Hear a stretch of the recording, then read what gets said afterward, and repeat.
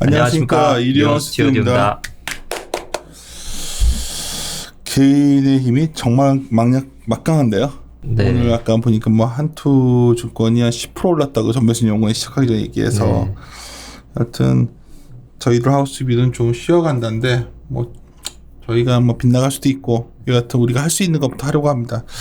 그 최근에 은행주들도 상당히 밸류에이션 매력이 있었기 때문에 좀 순환매가 돈다면 가능성을 봤었는데 네. 저번에도 한번 다뤘지만 네. 결국은 은행에 좀 부담이 늘어나는 것 같고 그리고 또 하나는 좀 나름대로 가장 선도주인 신한지주가 증자를 발표해버렸어요. 네. 과거에도 증자를 발표할 때는 좀 여러 가지 뭐 리스크 관리를 좀 선제적 대응할 때 모습이 네. 아니었나 싶은데 제가 맞는지 네. 모르겠어요. 그래서 그 의미랑 좀 네. 얘기 좀 해주시죠. 예. 말씀대로 금융주 전반으로 봤을 땐 증권주의 흐름이 여전히 가장 좋은 모습이고요. 개인 자금들이 들어오면서 거래대금이 30조 원을 일평균 넘어가고 있으면서 네.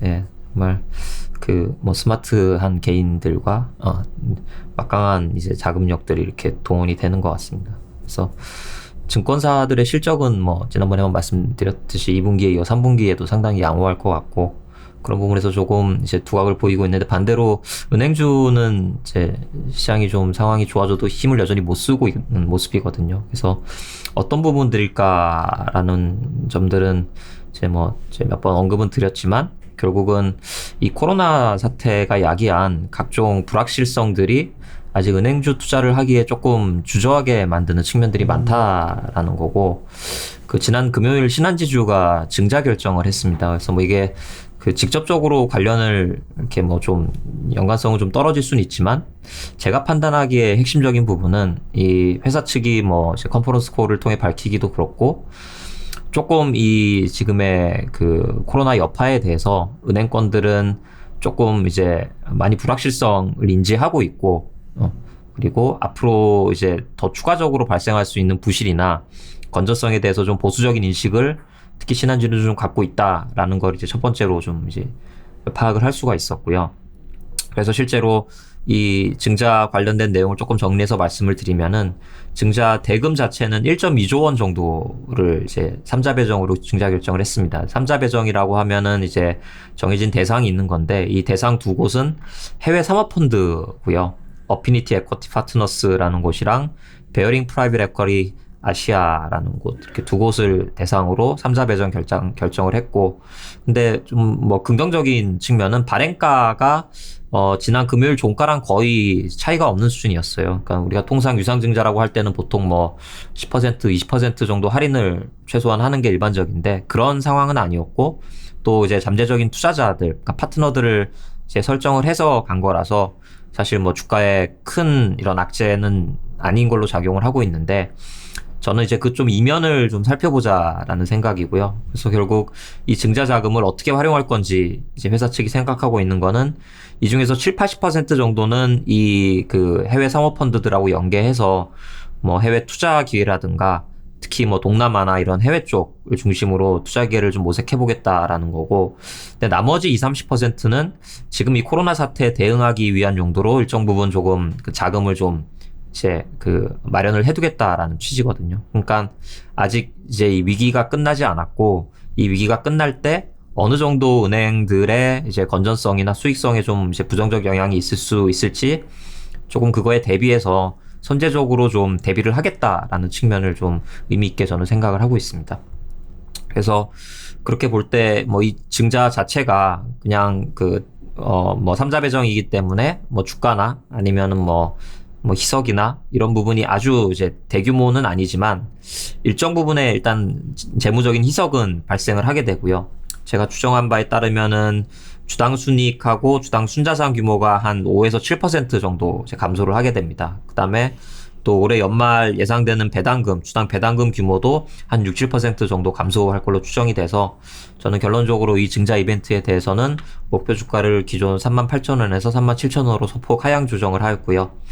이 조금 더 살펴보고 싶었던 점은 결국 배경하고 어떻게 이 선도 은행 지주들이 이 사태에 대해서 인식을 하고 있는가 이런 점들이 조금 힌트로 저에게는 좀 다가왔습니다. 그래서 결론적으로는 그 지금의 그 사태에 대해서 아직까지 좀 불확실하고 파급적인 측면들이 좀 부정적으로 나타날 수 있기 때문에 이런 부분들을 좀 이제 최대한 보수적으로 특히 이제 리스크 관리를 중요시하는 이 신한지주 같은 경우는 좀 이제 나서고 있다라는 거가 첫 번째고요.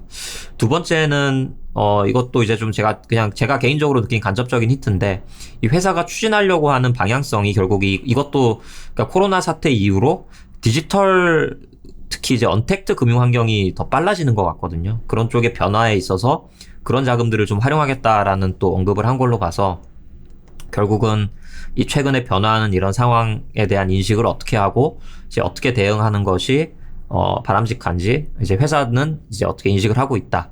이제 이렇게 판단을 하고 있습니다. 그래서 저희 뭐 투자자 입장에서 볼 때는 여전히 은행들이 조금 이제 보수적으로 지금의 사태를 인지하고 있구나. 그리고 조금 더 이제 자본 비율을 높이는 형태로 이제 재원을 확보하면서 앞으로의 그 이제 방향성을 좀 모색해 가려는 그런 움직임을 보여주고 있구나라는 판단을 할 수가 있을 것 같고, 그렇게 된다면은 이제 앞으로 이제 수익성이나 아니면은 뭐 이제 은행주의 투자 메리트라고 할 수 있는 배당이나 이런 측면에서 아직은 조금 이제 불확실한 측면들이 있다. 이렇게 이제 판단을 할 수 있을 것 같습니다. 신한지점이 하여튼 리스크 관리에서 굉장히 선제적으로 대응하는 대표적인 곳이기 때문에. 네, 그리고 지난번 10년 전 금융위기 때도 한번 증자를 했었는데 그때 경험을 이제 좀 반출을 해볼 때 조금 좀 미리 하는 것도 이제 나쁘지 않다라는 판단을 좀 자체적으로 했던 것 같아요. 위기 상황을 엄중하게 보고 있기 때문에 증자를 한 것이다 이렇게 해석할 수도 있고.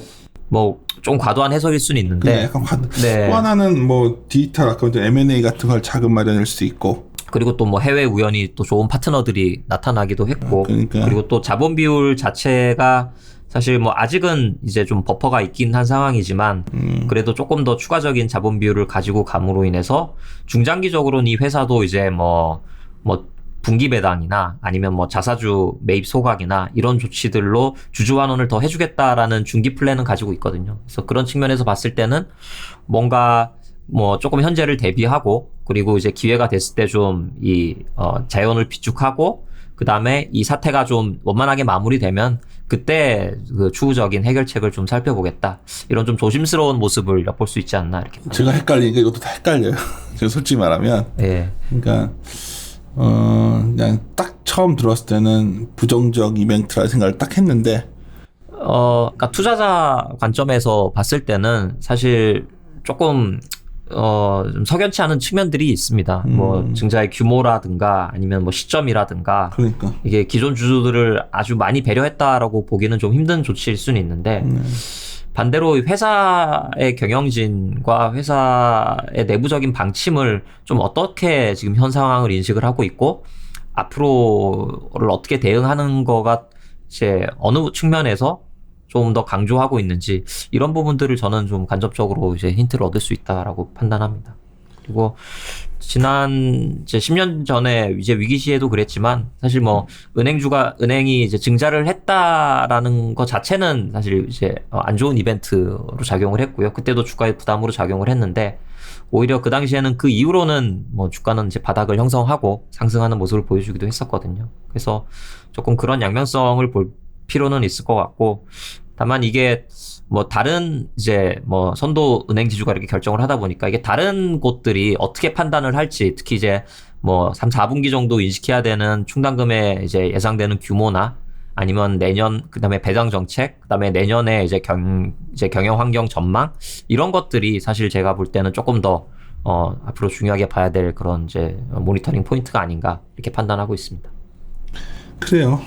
은행주도 상당히 지금 저평가되어 있는 상황인데 특별하게 모멘텀은 별로 생기지 않는 그렇죠. 상황. 그리고 이제 이렇게 회사가 조금 보수적인 인식을 하고 있다라는 것 자체는 사실 조금 지금 적극적으로 이제 은행주를 긍정적으로 접근하기는 조금 이제 머뭇거려질 수밖에 없는 그런 요인이긴 한 것 같습니다. 그래요. 뭐 차분하게 마무리 질 수밖에 없네. 예, 네. 마무리 들어갑시다. 예, 함께 고민하시죠.